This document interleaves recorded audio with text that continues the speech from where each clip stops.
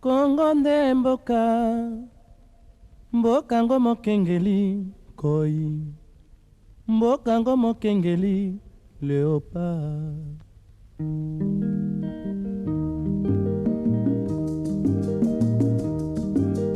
Mikolo tosekelaki na mosolo ya mboka Kongo ekoki. Madame, demoiselles et messieurs, fidèles téléspectateurs, merci de vous avoir nombreux à Rolanda Bisso na Béton Télévision. Vous habituez à Rolanda Bisso chaque mercredi à 22h45. Émission na Bisso Troloba, sport, politique, culture, environnement, société, finance, économie. Nyon son va former na ngoto. Kasi lelo micro ya chaîne na Bisso et zaki déplacement. Tobujaki mwa muke kokende okuta na elenge mobali moko azali kosala mwa makilele kolobisa Kinshasa mikolo yo pamba te azalaki moko ya ba religieux monene kasi asalaki choix ya kobwaka éponge ko jeter éponge à embrasser confession religieuse mosusu. Alors ba détail mingi ye moko moto akopesa biso yango na sengi na cameraman na ngai Jivency Nzimbi afongola biso tokoka koyamba invité na biso to sola na ye nini azali ko kanisa pour na fonctionnement ya mboka na biso pour na fonctionnement ya continent na biso ya Afrique. Est-ce que Afrique est en pour ça ya spiritualité na religion, to Afrique est en pour ça ya science to ya conscience pour na développement na yango. En tout cas mituna oyo nyonso tokozwa réponse na invité na biso na kombo ya Fumu Tutu Ndokazama oyo azalaki bongo imam akomi kosenga na biso to benga ye lisusu imam te to benga ye ex imam na sengi na cameraman afongola pamba te to yamba invité na biso. Sans plus tarder na pesi mbote na Fumu Tutu Ndokazama. Mbote Fumu. Mbote Molenge Bakari l'international. Bonne santé. Nalo lenge nalo bakatango iso ezai matata santé za malamu kufana na mboka abwe kasi tozai kubunda ekokoma malamu. Onigo baki santé na yesu malamu te. Santé ya congolais ezai malamu te. Ne Congo nyonso santé na ezai malamu ata mokete. D'entrée de jeu vous expliquer pourquoi solo ba santé za malamu te. Raison ezani. Raison ezali parce que moto non so azai ko vivre en dehors ya culture na ye azam médiocre azam malade.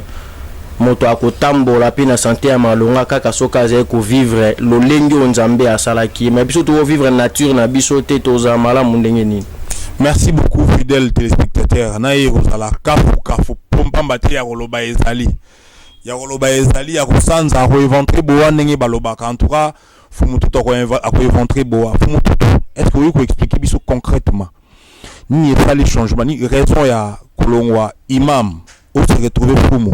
Raison vraiment ekozala nini?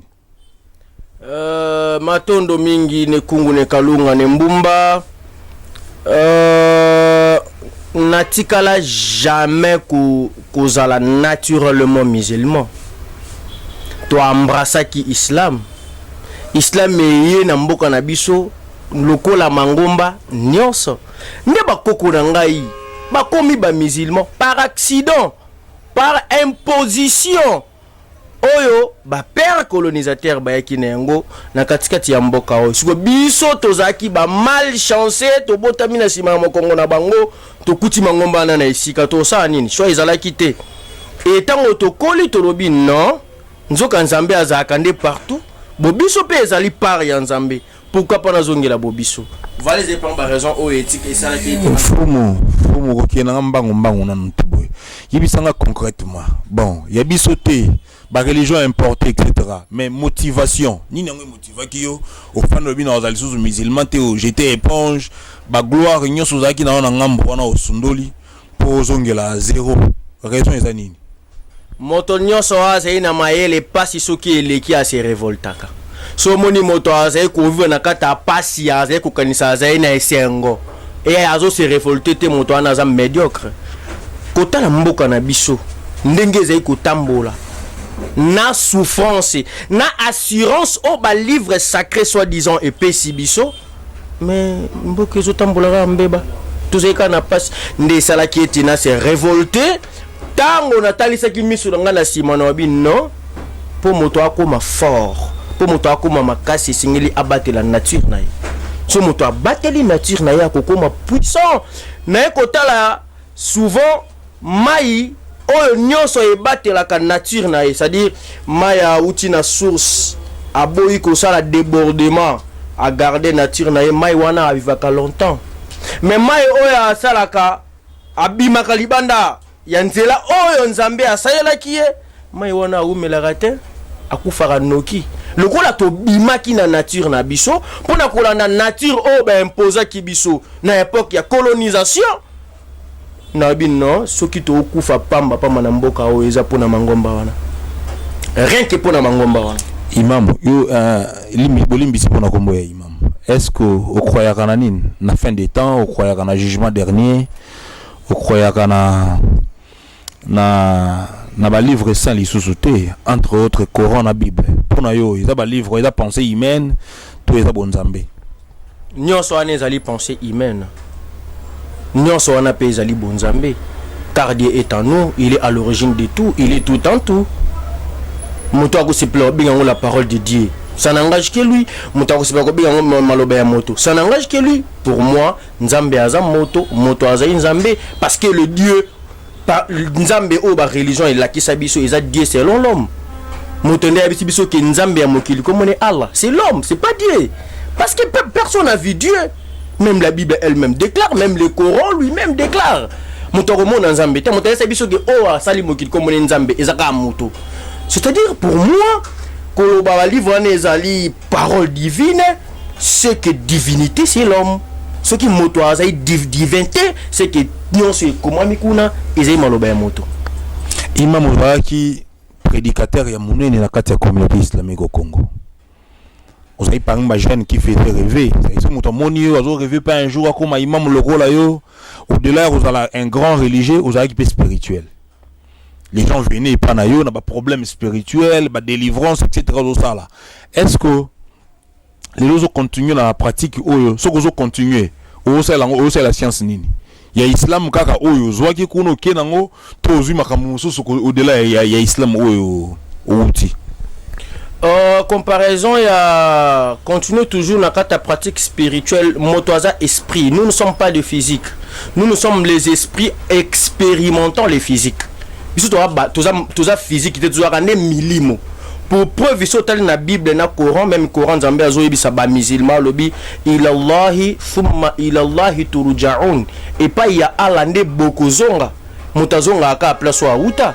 Si c'est vrai, tu as comment tu as dans le monde cosmique. C'est-à-dire que tu as un spirituel. Pour tu as des millimos, tu as goûter corps, tu as expérimenter corps, après tu as copier sa rapport. Donc la spiritualité, c'est ma vie. Il y a tous les jours. Il va pratiquer et continuer. Mais, ils ont le coup la pratique, il y a la clandestinité. C'est-à-dire pratique en l'islam, ils ont le coup la moto, avec la clandestinité. C'est-à-dire à ici mer Méditerranée, à couper kukufa ou à kubika ou à bateau. À côté de quoi bateau kuna? Pourquoi moko moto? Parce que moko moto porte énergie divine. Pour preuve, ce que tambo hôtel l'église catholique ezana Kisasa lelo. L'église catholique ezana Kisasa lelo. Oh tout est tonga maki depuis époque coloniale, batonga ka on likole ba miku ba koko na biso. Na kingabo a on a point chose qui c'est métier. C'est l'église catholique. Ingeta. Ya fumu kingabo. C'est Raphaël Zagi cimetière à Fumu Mombele.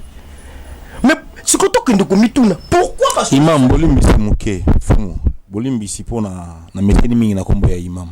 Est-ce que vous pouvez expliquer biso ba information zo yango wapi pamba te na ba année 90 ozalaki te na ba année 90 hein année 70 80 70 50 et le cognon soit na esclavagisme pe ya colonisation ozalaki te. Nzoka na classe to ba été le haut biso tangi makambo nyonso oyo to tangi yango te yo zo yango wapi? Tango na raisonna tango na tali Coran pe Bible bazo interdire biso wala tattabi'u aba'ukum innahum la ya'lamuna shay'an wa ma kanu yahtadun. Tango déjà Coran interdire biso to landa ba arrière grand-parents na biso te ba yaba ke lo côté bazala ki pe guider te. C'est que ça na secret moko zale on soki to landi bango nous allons comprendre la vérité. Si on a na meka ko soukate place Coran soki sibi raisonnement ya moto. Na meka na meka ko sursauter le Coran et l'histoire coranique. Ne place na ke ko kuta na marambo. Monsieur ezaba révélation, monsieur ezali makomi. na ba musée to ki ndokuta na ba makomi ezali comme mikala to découvrir Afrique qui passe la écriture na e mais to dit écriture arabe na écriture romaine donc Afrique azana hiéroglyphe nous so na pona nini tango to dépasser limite pour corée lobi sibiso sukawa wa ma kana lil mu'min aw mu'minatin idha qada Allah wa rasuluhu amran yakuna lahum al-khiyra musulman moi sine mobali so corée lobi non loba non corée lobi oui loba oui so nga corée lobi non na bi non oui na loba non oui pour na comme ko zongo no maloba makomi oh un simple homme comme moi komaki pour preuve Coran au tout temps à les Coran au Ahmad Atikate nandeni mais oui Ahmad Aibi donc bitumala musulman yongolo ba Coran eza amandé. Les Corans nous utilisons aujourd'hui les Corans auto ça les la lelo ils ont Nouveau Testament Coran Ancien Testament na Nouveau Testament pour preuve ezaki rika Muhammad Atika qui a une écriture ya Fushata. Est-ce que tu le gars imam moro tu le gars théologien moro ya islam boy au débattre na ko ça la débat na ye ko ça la passe parce que ya za aliéné mais ko ça la échange oui pour ça la échange mais je ne peux pas engager un débat avec un aliéné parce que aliéné azaye le kolambis azaye na kata aquarium azo kanisa azo vivre divinité nzo azo vivre pensée humaine. Merci beaucoup chers téléspectateurs en tout cas pour ça la émission mo élaboré na imam tout sur la religion na spiritualité. Faute de temps, tout ça obligé tout aborder ba sujet belé tout ça qui est tout droit au chiti na sujet pour tout aborder sujet monsieur imam. Perception no ya bonzambi na nouvelle façon no ya ko sambela parce que au petit ko abandonner islam pour de nouvelles orientations. Perception nzambe pour na yo. Ni tout sambela chaque jour ba église tout ça. Et ça malamu tout ça mabé. Voilà la première question. Deuxième question est-ce que Congo est en poste à école, à université, et belé, à mosquée et belé, tout Congo est en poste à ferme, à plantation, na élevage na élevage. Ne Congo ne kalunga ne mbumba ande kunanga Congo azana posa biloko wana nion sorti utangi liboso wana ba université, ba école, ba ni prison totale. Déjà tous les musulmans tout le monde a batambola Nzambe. Ben oui, tous les musulmans bilimona batambola. Nous sommes en tambola mba on sait que futa Nzambe. Ce n'est pas pour critiquer les gens, mais c'est juste pour nous pousser bateau na compréhension. Moi je n'ai pas l'islam, mais ce n'est pas pour le peuple africain. Ce n'est pas pour nous. Nzambe azal libéral, Dieu nous a créé dans la liberté totale et plutôt vivre dans la liberté. Boni, avant notre existence, Nzambe a poné libiso Afrique avec propre tradition, propre coutume, propre ancestralité. Et tant que tu es dans le non, oh, tende sengel tout ça là, on Nzambe a poné là qui a un peuple moussou. Ezali kokoti sabaninga na kata prison na religion na science na politique na économie na armée tous nous sommes des aliénés o mindele baela kibiso juste pour na kankote le misabiso na kata pasio to zaina ngolelo. Merci beaucoup fidèles téléspectateurs pour la confiance et fidélité pour accorder biso à travers l'émission Oyo. Na imam makamba solana eza tellement ébélé mais place tout finalement boucle wana tout évolue dans même makamba parce que c'est un jeune africain, c'est un jeune congolais, alors la politique mboka ndenge de tambola, alors la politique il y a mokilné de fonctionner, alors la politique en fait dans sa globalité à travers la planète. Imam pour na yo élite scientifique ya mboka na biso o bazwi mboka na biso depuis 60 de batomaele ba professeur à ba université ba diplôme minine ou ba diriger mboka depuis 60 ans. S'il faut ça l'analyse mo critique pour na yo bilan ya ba scientifique congolais ndenge nini, est-ce qu'il faut continuer na ba scientifique na gestion ya mboka tout il faut tout changer dans nos systèmes à fonctionner parce qu'ailleurs ba konza mboka batambola kana ba penser. Or et pas na biso ba konza mboka ba otambola na banani ba otambola na ba politique ba politique ngo ba vision ezate ba programme ezate ba zoya autour ya ba konzi justement pour na sala jalelo so razumwa la kana ki adami ba kumisi ki mobutu ba kumisi nous est Laurent Désiré Kabila, Bakomisi Joseph Kabila, Baembele Banzembo, Kabila Totondi Yote, Kabila Yonde, Kabila Soyonde Nzambe Yakita qui pour le Congo, et puis le lieu Fachi Béton. Politique, est-ce que le Congo en a besoin? Est-ce que les scientifiques, wana, à la hauteur et à niveau, et à tâche, les scientifiques va échouer pour nous? Nekungu ne kalunga ne mbumba ndekunangai Bwakari international omoni ngana oka pasi na mboka o ba scientifique bazate tozane na ba aliéné scientifique. Il faut que pesa ka moto na moto esika oya azali pe esika oya sengeli nani ebite ke na mboka o être scientifique ou être intellectuel ezali moto oyo azo maîtriser bobatu. Azo maîtriser langue étrangère, azo maîtriser culture étrangère, azo maîtriser nuance o eza ya bapaya, ce qui a maîtrisé à monde comme excellent. Moi na o bozo lunga bozo préparer à l'intellectuel lobby, eza moi na o ce qui a lobby sa propre langue maternelle, bozo moi na boleti symbole na kata école. Lingalaphone eza soni kolo bango na kata ba école lelo, mais comment mutwana ko za l'intellectuel ce qui nazai kotanga bobato tango ngana kosala mosala automatiquement na osela ngoka bobato ba homme politique na ba scientifique tout bazana kata mboka il travaille pour l'intérêt de l'Europe, il travaille pour l'intérêt de l'Occident, il ne travaille pas pour l'intérêt du peuple congolais. Pour pauvre bazana ba compte gonflé mais leur compte sur il faut na Congo jamais leur famille jamais ba consomaka Congo té mais pour eux baza ba intellectuel ngana kutani na économiste moko je lui ai donné l'argent tout ça là qui ni na dauphin Boulamata dit je lui salue en passant conférence wana licencié en économie na pesi mbongo na pesi 10 000 francs congolais yaba mbongo ba bien mike na bisi tangela mbongo na langue na yo ayebutanga honte économiste ou quoi pour gérer Congo lobby ayebi même pas ko compter mbongo na propre langue na ye so yebisanga to continuer na bato bouy mais pour Congo couvre encore pire.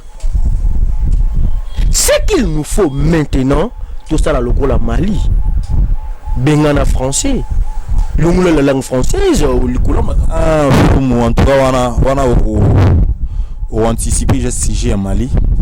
Est-ce que le problème est Afrique est la conscience collective, le problème est Afrique est spirituel?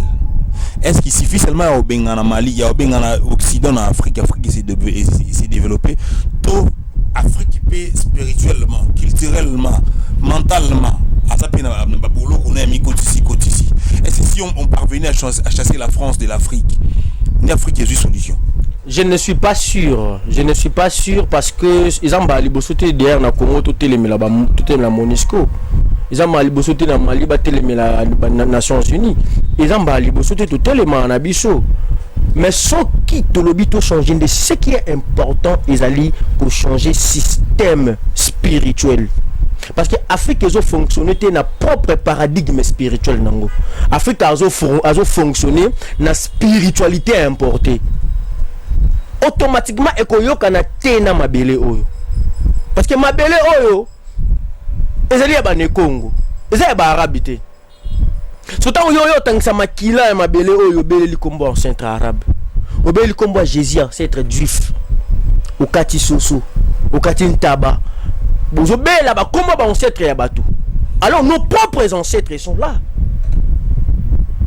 parce que ba ancêtre na ba on est baza vivant. Mais le Coran est détaillé.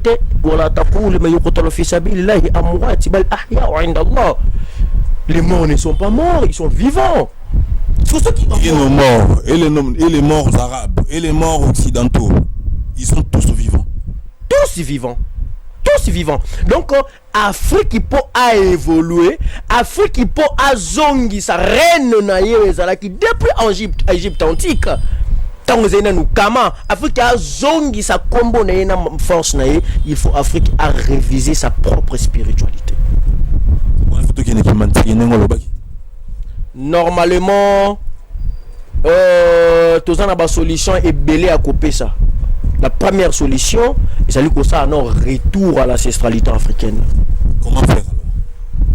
Yayambo ezali lokola na mboka o souveraineté ya peuple esate esanti ko kozana mokunzi oyo azali lokola Ibrahim Traoré puis aza arabe, n'est-ce pas? Aza arabisé. Non, au moni déjà les arabes baza ba père ya civilisation te. C'est l'Afrique. Afrique ndazali père ya civilisation, père ya invention, c'est l'Afrique. Pas Traoré au monde nini, comment dirais-je? Traoré aza pe aliéné te. Déjà je nauti ko na maloba na moko azoloba rotala ye, il n'est pas aliéné. Il n'est pas aliéné. Déjà biso to tinde la ke dia bankulu spirituel. On les voit dans les mosquées. Naye na Doumbia, na moninga na ils sont tout le temps dans les mosquées. Laisse-moi vous dire les stratégies politiques. Les stratégies politiques. Pourquoi j'ai dit ça? Est-ce qu'il faut tout bien en français ou il faut conscience spirituelle? Il faut réveiller conscience spirituelle. Premièrement, parce que conscience spirituelle, il y a une conscience nyonso tango ekofanda. L'islam est au Kangabisaka bango moko. To penza ya islam na ba Burkina Faso na ba Mali ekokita. Parce que le musulman comme Mali, Burkina Faso, peuple musulman baza ebele. Yebisanga président soka lobi mbala moko ko renoncer sur l'islam et ko risquer et créer guerre ou créer qui na 14e siècle awa Congo tant Rwanda Nkuvu a renoncé 2 ans après sa conversion na catholique a renoncé sur catholique. A zongeli bonko connaît ebi da guerre de mbaïste il est kana mboka oyo catholique contre les mbaïstes, contre la population congolaise. Dans le 14e siècle, c'était rivière des sangs. Bombardé par l'ordre Joao I, roi portugais à l'époque, na Vatican, Grégor XI, ou 13 si j'ai encore une bonne mémoire. Congolais, koufa à un niveau inexplicable. Parce que Yango, Traoré Atali, Soki, na le bina renoncé sur l'islam siko, et qu'on risque guerre et salam Mboko. Parce que ma population est encore aliénée religieuse. C'est qu'on a il faut na yango malembe tango conscience spirituelle et ko fanda bato yo et ko kima yango moko franchement ko kanga bena bisaka. OK, il n'est pas aliéné kotale na musika, aliéné ezali ba président na biso imam webi komba oyo bomaka bato to komba oyo ebomisi baiki ebele na Afrique, ebomisi baiki ebele ba noir à travers le monde. Tout tu ko perdre yapé professeur Kalala Omotunde, je crois. Alors tu occupes pour na combat au continent bitumba ya Kemi Seba, au continent bitumba ya Sankara, au continent bitumba ya bato ebele. C'est quoi qui est derrière vous? Oui, biké ba religion de Moussa en face, baza scientifiquement puissant, baza financièrement puissant, matériellement, même sur le plan médiatique. Baza ba télévision, baza ba banque, baza na tout. Yo banda wapi kusuka wapi kako loba boy ne kungu ne kalunga ne mbumba motuna na malamu mingi ndeko bakari ba propre ancêtre nanga bazana sima nanga. Et laisse-moi profiter à koyebisa bandeko ya chaîne béton que la mort n'existait pas. La mort n'a jamais existé. Comment ça?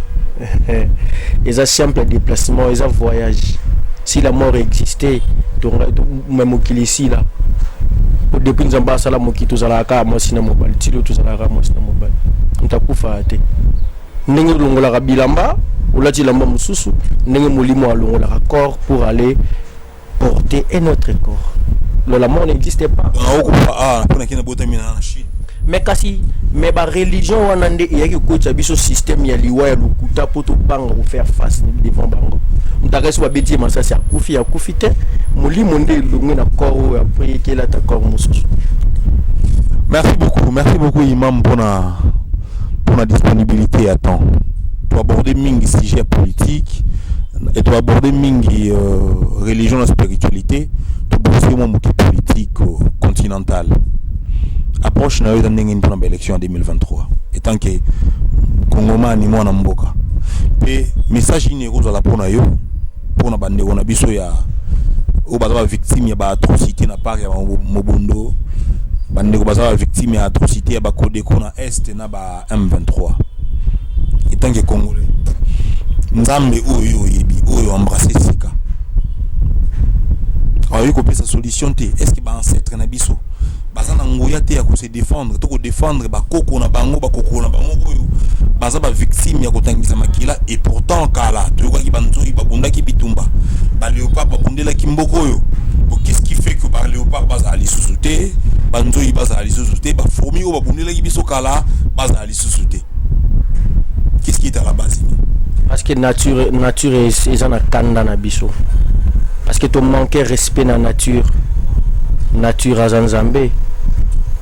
Quand on craché sur la mémoire de nos ancêtres, c'est de cracher sur, ils ont craché sur la mémoire ya Mabélé, ils ont craché na mémoire ya Moi, ils ont craché na mémoire ya mon pépé. Parce que ba ancêtre obajira ki Moi, mon pépé, Mabélé, Mai, Zamba, Ngomba, Mapata na espace na bino bo négliger bango, bino bo fingi bango et après bo zilani. Qu'est-ce que vous attendez après? Ils ont souffrance. Ils ont souffrance. Donc message na ko pesa bango bande ko nangai na est na nord na sud na l'ouest na centre tebiki Afrique zone nyokwama Congo en particulier ils ont nyokwama à un niveau inexplicable. Crime sanitaire, crime alimentaire, crime de guerre, même crime scientifique. Moi na botami crime alimentaire toujours il y a trop chimie. Déjà ils ont toujours vieillir avant peut-être kufa avant boni na mboka oyo tozo botama mingi tozo kufa mingi ezali signe ya kolakisa que tozo tambola na nzela te il faut to tambola na nzela et puis ce qui nous faire comprendre bango loko moko biso to embrasser nzambe asika te nzambe ba embrasser kete. Dieu est en nous, il est tout en tout baluka kepete. Dieu est au centre de l'homme. Comment on dit? Avant ton existence, l'existence non, c'est ça l'existence de Dieu. Au nom de Kédéni, non. C'est aliénation au monde de la Tchakibiso, ne etibiso musika nanzambe. Du coup, et c'est que pour ton zonga musika nanzambe, il faut tout ça la retour na ba propre rite na biso. On est retour à l'authenticité, on bouton l'obara. Ingeta. Ce que tu as dit retour à l'authenticité, bandeko ya est bakoza kimia ya nord ya sud ya l'ouest même ba mobondo wana bakoza kimia. Mais ça wana ozope sa maréchal Mobutu raison on a pensé wana ya retour à l'authenticité. Évidemment, Mobutu avait compris cela depuis la nuit du temps. Sauf que tant Mandela comprenait que Mobutu a comprendre de Mandela bandiko diaboliser Mobutu sur na média population zaïroise et inaki et pour bengana qui ezaka soko comprendre il faut ba bengana na ici ka tu sais que dit on a ben bando coincé pour tu sais que d'alia bando comprendre. Mais si vu qu'il a toujours peur de la mort, voilà pourquoi Zobomba en vérité, il connaît bien la vérité. Faut nous en dirigeant ébélé à Afrique Siko. La paix retour à l'authenticité mais moi que sommes ezali. Exemple ça papa Sassou Nguesso Vedenges to yebi biso nyonso Afrique mimba ebani lokola franc-maçon. Mais kasi okamwa ali mikolo zo yamba mingi bangunza. Est-ce qu'on peut combiner les deux religions à la fois? Côté aux Angunza, côté aux hommes de la franc-maçonnerie. Est-ce que c'est possible? Basani sara mai na moto na gobelet mon côté. Jamais ata mokolo te. Moto nyonso atambola kana nzela na ye. Ce qui te relaxe na ba force, ce qui te partager ba force, ce qui te partager ba culture, c'est bien bon. Mais nous dans un premier temps, nous avons le devoir de valoriser les nôtres. Comment vous sangez ça ici là christianisme tout franc-maçonnerie na ancestralité na jamais même ba franc-maçon on a tout source dango ba tirer on na ancestralité africaine mais vu que direction nango ezota la pana bango yo biso to boya il faut tous en ba direction na biso il faut tous en ba lieu saint na biso ba lieu sacré na biso ba homme héros spirituellement na biso pas tout le roi ba Jésus ba homme héros pour son peuple. Mohamed, homme héros pour son peuple. parce que ba héros ba bundela kinde vérité ba telemela kinde système colonial les acquis en Arabie Saoudite. Le lot après leur mort, roté saoudienne et saliba falsification en complicité avec Empire de France pour venir pour envahir l'Afrique et puis piller l'Afrique. N'est pas piller. Entre temps, Bissoto osé la paradis. Entre temps, Bissoto osé la liwa après la mort. Toser la vie éternelle après la mort. C'est de n'importe quoi.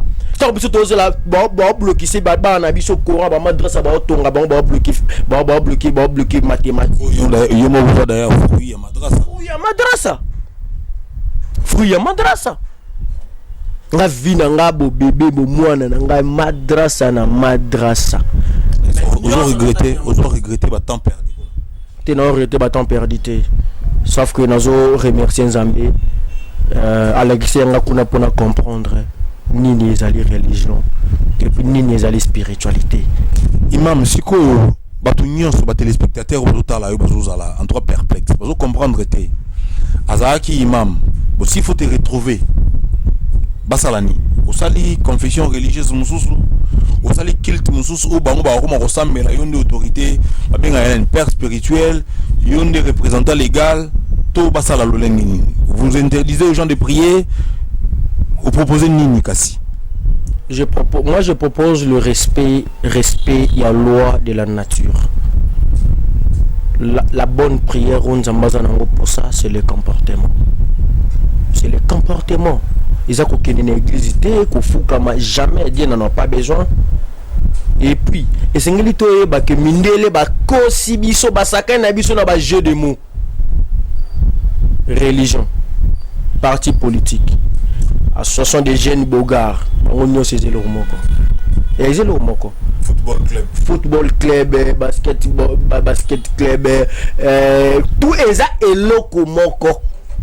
Sauf que vu que ça n'a pas de domaine différentes, on a échangé ba mots. Sur tel na religion ba binga foi, na politique ba binga ngoni patriotique. Être patriote dans le monde politique, c'est cause à la foi dans le monde religieux. C'est donc dans religion, c'est l'idéologie humaine, la spiritualité, c'est l'idéologie divine. Donc, créer religion, on créer une religion, juste orienter bateau Nandela et Malamu. Ils ont été obligatoire, il faut bien boto ça, jamais. Mais ce que moi je propose, malgré la confession religieuse, comme on est en Congo. Au Wapi, tous les Congolais, nous sommes réfléchir ensemble comment un Congo peut se connecter avec la nature. Car la nature est Dieu. Si tu ne respectes pas la nature, tu ne respecteras jamais Dieu et tu ne jamais Dieu. Dieu n'a pas le bela pour votre compréhension et non Dieu selon le Créateur. Jamais. Dieu c'est un mot français. Moi je ne suis pas français. Si vous allez étymologie à mot français, pour ta Dieu, il a tout simplement mouille. Tout simplement mouille. Donc, Mundela Sakana ma casse n'a pas jeu de mots. Il faut minguiter utiliser consommons le Congo, consommons l'Afrique, tout cause à la fort. Mais ce que je vous propose, c'est un respect à la loi de la nature, respect à la loi de la nature, des mots à respecter Nzambe. Imam Tozo qui est tout droit vers la fin de notre entretien. Mais est-ce que vous voyez tant au Congo est organisé j'ai la francophonie. Il y a un mot qui est leader dans le monde. Vous avez une invitation à la francophonie. J'ai eu l'invitation, mais mon connaisseur une invitation de mon connaisseur. La tombe une invitation n'a pas soli. Sur l'invitation francophonie. Il fallait balancer les bino images, jour ba ile ngango. Dans une vidéo. Sur l'invitation pour une raison.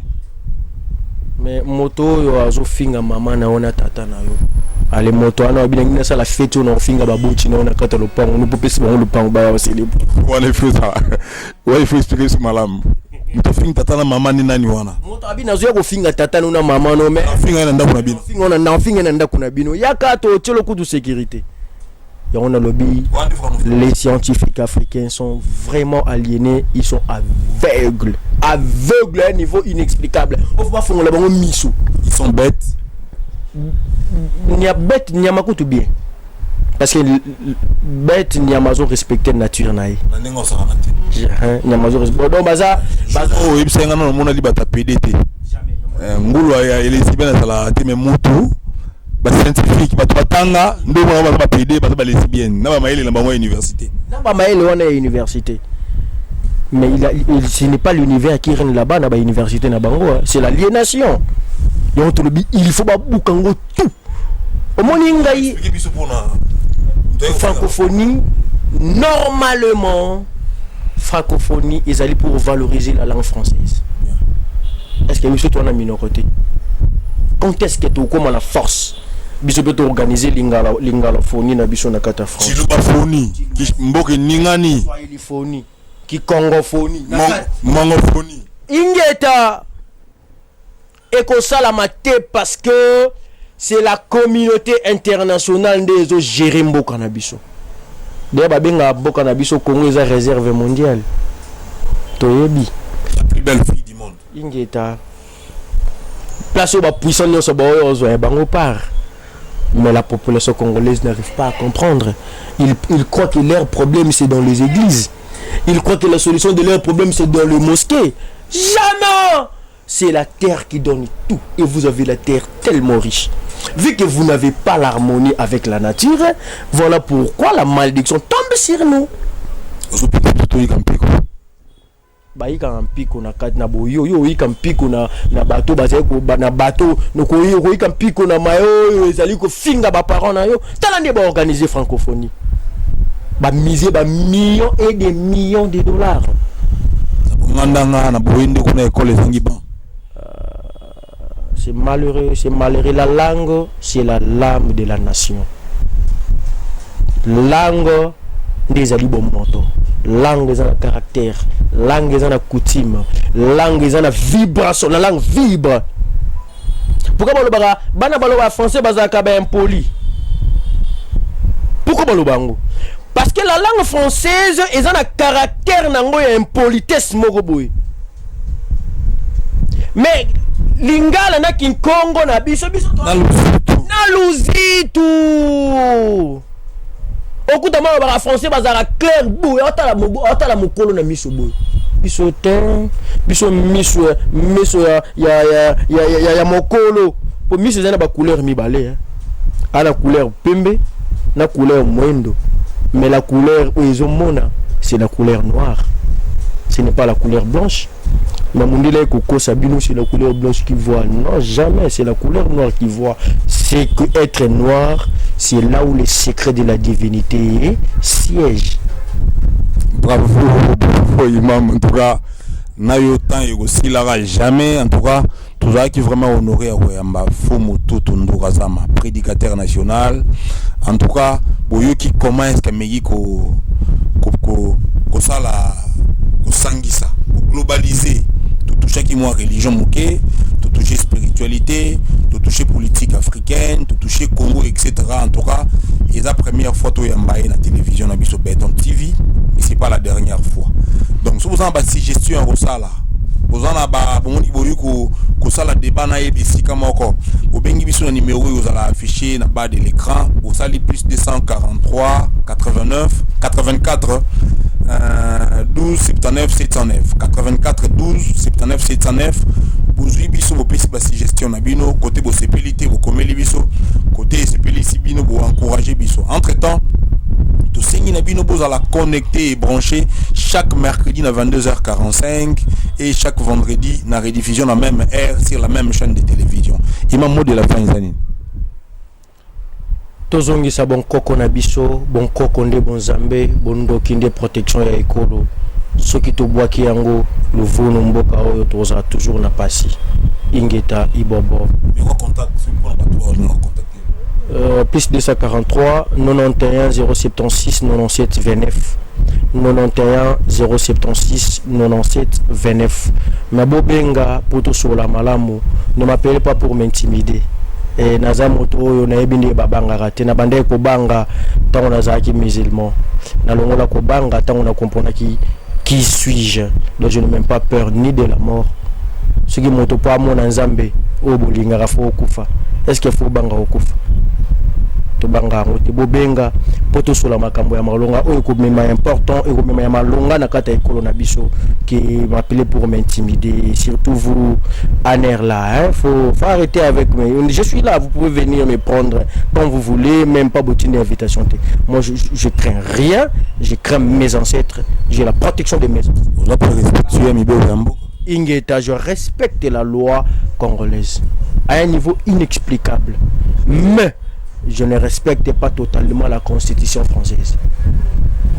Constitution française, il y a un tout temps. Oui, la fille est née de la constitution française. En tout cas, on a profité de l'occasion de remercier l'équipe technique, Namoni Juvency Nzimbi, Namoni Ndegonanga IGR. En tout cas, merci Ming na téléspectateurs et l'équipe technique. Il y a une émission Nabiso Nsaki Mambo veut dire Nakati Nsaki Mambo de mélanger tout. Nous allons parler sport, environnement, culture, société, nyonso. Une émission Nabiso. En fait, merci Naba Oyun Sozoa disposer qui tango Roland Nabiso. À la prochaine numéro. Bye bye, ciao.